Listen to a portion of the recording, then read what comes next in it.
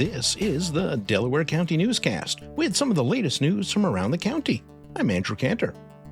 Well, this it's a bit infuriating. Sometime on Memorial Day, thieves stole 3 nameplates from the donor wall at the Sidney Veterans Memorial Park. Now, these plates, they're worth basically nothing to the thieves, but there's real sentimental value to the veterans and the Veterans Association. Now, the police are offering a $1,000 reward for anyone who can, help arrest these thieves, and a local memorial business is making new plaques, but it's kind of not the point. What is wrong with people? Some farmers in Delaware and Sullivan counties are going to be getting a bit of a windfall from the State Department of Environmental Conservation. It's like this. Friesland Campina Ingredients, which is just outside Delhi, has agreed to pay a $2.9 million fine for releasing pollution into the air and water around Delhi, doing it repeatedly, in fact. Half of the settlement is going to 25 farms in Delaware and Sullivan counties, and they'll be trying out some, quote, innovative farming technologies and practices, unquote, and that's to help reduce pollution. They'll be getting up to $75,000 each to do that. In case you haven't heard about this one already, we're going to file it under Stupid Is as Stupid Does. And yeah, it's not Delaware County, but it's close enough.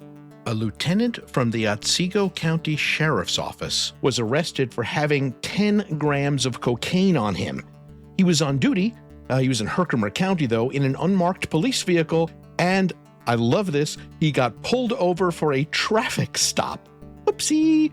So now Thomas Fellrath of Hartwick is looking at 2 felonies plus a misdemeanor for official misconduct. And yes, he was fired immediately, which, considering the prison time he's looking at, is probably the least of his worries. If a river runs through your property during a flood, you are in a floodway. And if you were hoping to get funding from the Catskill Watershed Corporation to protect your property from flooding, think again. The CWC is proposing a new rule. If your property is in a floodway, the CWC will help pay for you to move, but it won't give you anything to help you stay. And it makes sense, why spend public funds to protect buildings that are going to be standing in, basically, a river? We've got a couple of shout-outs for you. First, Dollar General. It's Literacy Foundation. And yes, apparently Dollar General has a literacy foundation. It just gave a $10,000 grant to literacy volunteers of Otsego and Delaware counties, and that's to help adults improve their reading skills. Then there's UHS Delaware Valley Hospital, which was just recognized by the federal government for being amongst the cleanest hospitals in the country. Just try not to think about the ones that didn't score so well. Did you know that Delaware County has one of the lowest bed taxes in the state? That's what people staying in short-term rentals like motels and Airbnbs pay.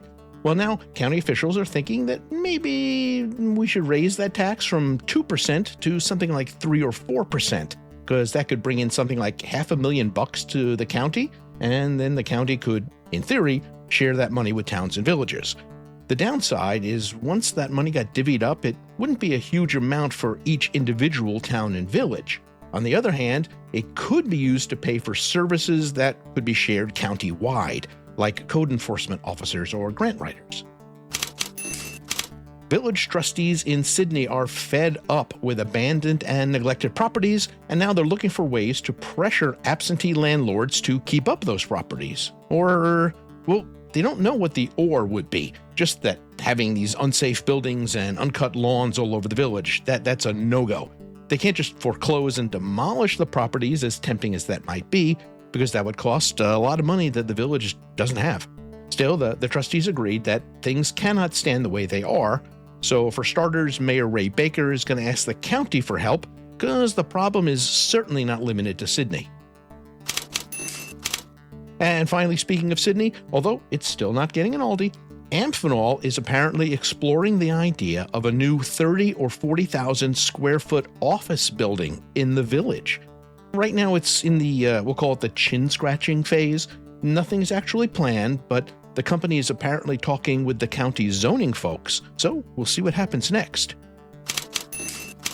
And that's your quick look at some of what's been happening around Delaware County. You can hear us here. You can hear us weekends on WDLA at 92.1 FM, or catch us anytime at delconewscast.com. Until next week, I'm Andrew Kantor. Thanks for being here.